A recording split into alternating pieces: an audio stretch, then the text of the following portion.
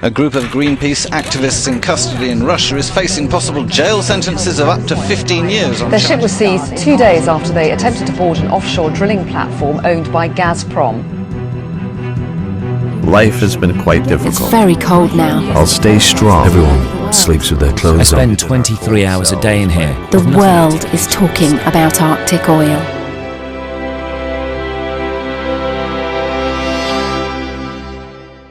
Dear James. Dear supporters, it's been over a month now that the Special Forces dropped by helicopter and took over our ship at gunpoint. But a terrifying moment, I must admit.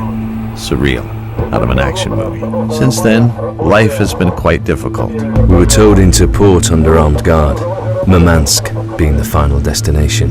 When we were taken off the ship to be arrested, it felt like a scene from the Cold War. It was dark. I was scared. The hardest moment was the first night in prison. Being shown to my cell and introduced to a couple of strangers was frightening, to say the least. The cell is about 8 meters long, 4 meters wide and 6 meters high. I spend 23 hours a day in here, without nothing but the occasional book and my thoughts. The weather has turned to winter.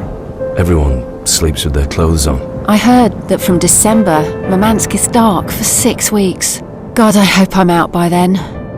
There isn't a moment I don't think about my family. I dream of the day I can run into their arms. Existence here is incredibly bipolar, ranging from the fatalistic to blind panic that I will spend 15 years in a Russian prison cell for a crime I didn't commit.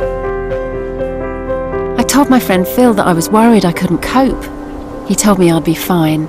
Always remember, there are a lot of people working very hard to release you. Knowing my friends and family are fighting for me is my source of strength.